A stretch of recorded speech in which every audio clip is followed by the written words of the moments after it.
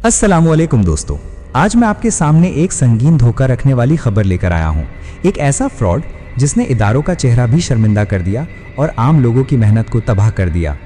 ये स्कीम सिर्फ पैसे छीनने की नहीं, एतमाद छीनने की है। एक बड़े केस में पता चला है कि कॉल सेंटर्स, जाली इन्वेस्टमेंट स्कीम्स और कुछ सरकारी अहलकार एक नेटवर्क का हिस्सा बने हुए थे। ये गिरोह लोगों को बड़े मुनाफे के झांसे देकर पैसे लूटते और अंदरूनी रिश्वत से अपनी हरकतें छुपाते रहे। यानी नीचे वाला आदमी पकड़ा भी जाए तो ऊपर के लोग ने रास्ता बंद रखा हुआ था।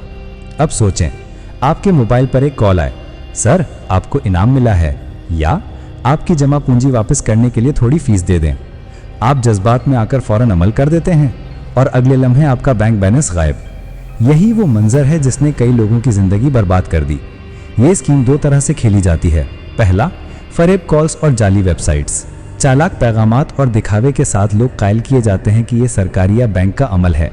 वो OTP, कार्ड नंबर या CNIC मांग लेते हैं।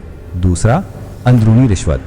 जब मीडिया या मुतासरीन शिकायत करते हैं तो वही बंदे जो तफ्तीश रोकने के लिए रिश्वत देते थे, मामलात को दबवा देते थे। इस तरह फ्रॉड बहुत बड़ी सतह तक चलता रहता था। अब यही सवाल आता है, आप इससे कैसे बचें? ये फौरन अपनाएं। पहला, कभी भी फ़ोन पर या मैसेज में पूछे गए OTP, पिन या कार्ड डिटेल्स किसी को ना दें। बैंक कभी भी ये तफसील फ़ोन पर नहीं मांगता। दूसरा, जब भी कोई फौरी मुनाफा या इनाम का पैगाम आए तो रुक कर सोचें, पहले इदारे की ऑफिशियल साइट खुद सर्च करके तस्दीक करें। तीसरा, अगर किसी ने आपसे अदायगी मांगी तो उसका स्क्रीनशॉट, नंबर और वक्त फ़ौरन महफूज कर लें और बैंक को इत्तला दें। चौथा, अपने रिश्तेदारों, खासकर बूढ़े वालिदैन को ये सिखाएं। अक्सर बूढ़े सबसे ज़्यादा मुतासिर होते हैं। पांचवा, शक की सूरत में FIA या साइबर क्राइम को फ़ौरन रिपोर्ट करें। देर करने से पैसे वापस आने के इम्कानात कम होते हैं। एक और अहम बात, जब तफ्तीश में अंदरूनी रिश्वत की बात सामने आती है तो समझ लीजिए कि ये मामूली मामला नहीं।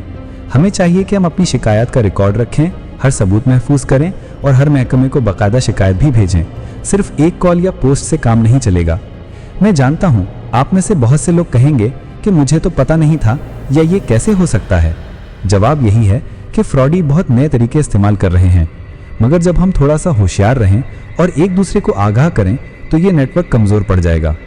तो दोस्तों, अगर आपने आज कुछ नया सीखा है तो ये वीडियो अपने घर वालों, दुकानदारों और दोस्तों को भी भेजें। कमेंट में बताएं, क्या आप या आपके किसी जानने वाले के साथ भी ऐसा हुआ? हम सबके तजर्बे दूसरों को बता सकते हैं। वीडियो पसंद आए तो लाइक करें, सब्सक्राइब करें और शेयर करें ताकि और लोग भी महफूज रह सकें। अल्लाह हम सबको हर फ्रॉड से महफूज रखे। वस्सलाम।